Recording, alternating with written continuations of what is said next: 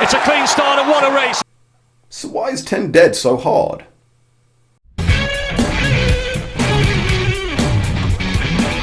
Preach! Testify!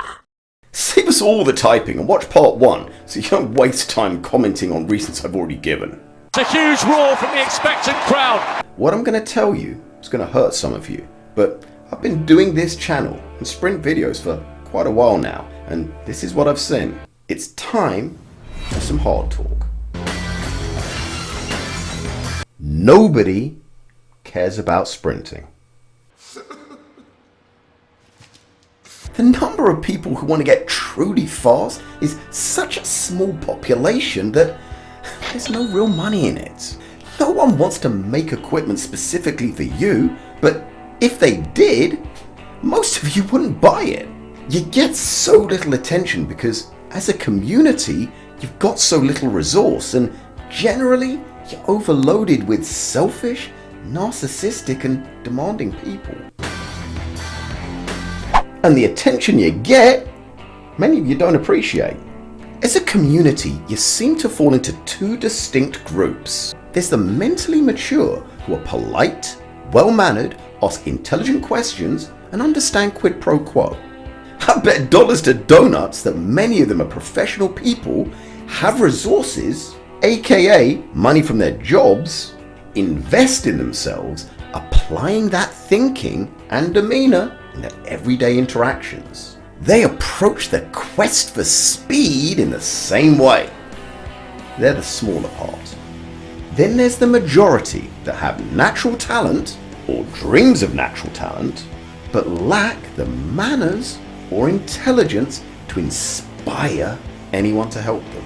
And while they might be a little lighter on resources, they're heavy on entitlement. They want without giving anything. That is a problem.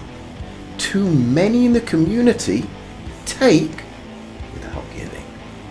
As I research other fitness communities, I can't help but compare and contrast the sprint community against bodybuilding, powerlifting, kettlebells, CrossFit, yoga, Pilates, hell, even sports like golf and cycling communities. You name it. Now they all have their really devout followers that are bordering on fanatical, yes. But their majority are well-mannered, share resources, are intelligent and grateful. In the sprint community, that is the minority. And as the community isn't particularly big anyway, because it doesn't attract others, what with the selfishness and entitlement that's so prevalent, that means that your well-mannered, high-minded minority is very small indeed. But your positive minority is overshadowed by the negative majority, and that makes you all unattractive to business. Think about this. What is a gym? Let me tell you something you already know. It's a business created out of people paying for a membership to a place that has specific equipment they can use for their purpose. Now, think of a powerlifting gym. It's niche. It's not public. It's private. It's not government or university funded. Louis Simmons invented a whole load of equipment to help that specific community. And that community had and has enough resources to keep those gyms open. Now contrast. There are no private tracks. They're all public, either municipal or university school owned. And in a world where the small number of people doing Pilates and yoga have their own studios, and there are whole sections of gym floor real estate cornered off for people paying for spin bike classes, you're on a public or institution track, and most of them are paid for by other sports like American football, rugby, soccer. While track and field, like some dirty hitchhiker, jumps on the back of it. And yes, the Olympic stadiums are built for athletics, true, but how many of you are training in them? And those that are, how many slots are available for you to train that haven't been pre-booked by a group that's willing to pay more for it? Now consider this. This is a sprinter's machine. A specific machine. Costs about £3,500. Now from the reviews, this thing makes a big difference to sprint times. It's a specific speed improver. But they aren't common. In fact, pretty rare, because generally, sprinters are a bad bet. You guys aren't economically viable. As a group, you're not a good investment. Why would a gym buy one of these for you when they can buy one of these and get 50 women who are happy to pay to improve their butt, and they'll clean the machine afterwards? As a community, you want free. And as a community, you get what you pay for. Nothing. And the unit price is so high for your specialist equipment because they don't sell many.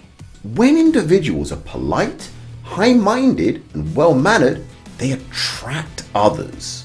The bigger the community, the lower the unit price. Look at CrossFit. They've reduced the cost to entry because they've grown the interest in it. You speed merchants are left with the hand-me-down scraps of all the other fitness communities that are willing to invest in their own success. You're basically fueling your desires on the charity that other fitness groups give you.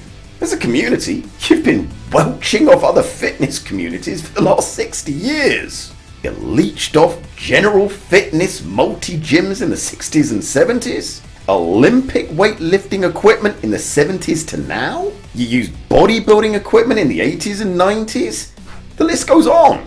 And that is why the transfer is so low. It's not meant for you. It's like borrowing your neighbour's lawnmower and riding it to get to work because you won't buy a car. It'll sort of get you there, but it's not very efficient.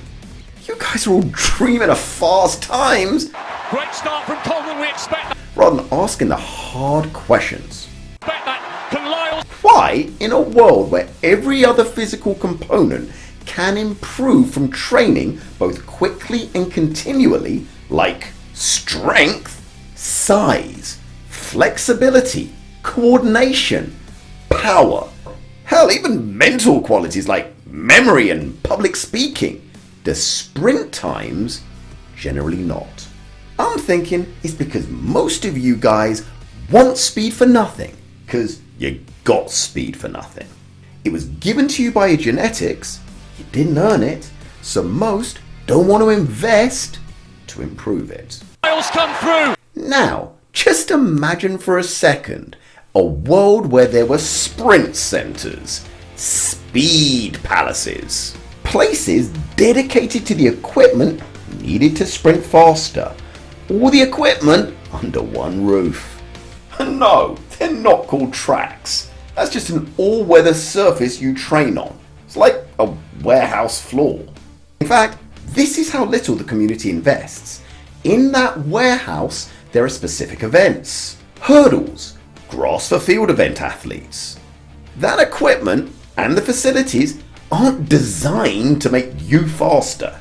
You just go over and bodge a session together for that purpose. At the track, you do hurdle bounds. They aren't designed to make you faster. It's very... They're there for the hurdles event. Looks home and dry. They're just letting you borrow it. It's like a vagrant using a shopping trolley to cart their stuff around. It's not the intended purpose, but it'll do.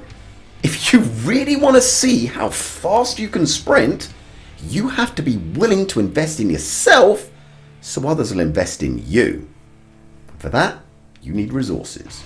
Either you have enough of your own to pay for what you need, or if funds are low, you have to join forces by attracting other like-minded people and pool your resources. Then it becomes worth inventors' brainpower and companies' energies to develop equipment that helps you, because they know you'll pay them for their efforts. Then you get the equipment specific to you that get you the results that you want. Very, very tight. To do that, you have to create a real community to share the costs. You see, there are too many deserving causes for charity nowadays, and no one cares about you as an individual unless you are willing enough to pay for their services. So, why is it so difficult to run 10 dead if you can already run 11 something? Because your dream isn't a good enough business proposition for others to invest in, because as a community, you're unlikely to pay for it. But if you could come together as a community and get businesses interested in helping you, running 10 dead won't be so hard. And I dare say that what your community could create would see the world record drop into the low 9-second area. It's Noah Lyles! Well, there's your tough love. And I expect some dismay in the comments bag. But if you appreciate an honest vibe, then subscribe.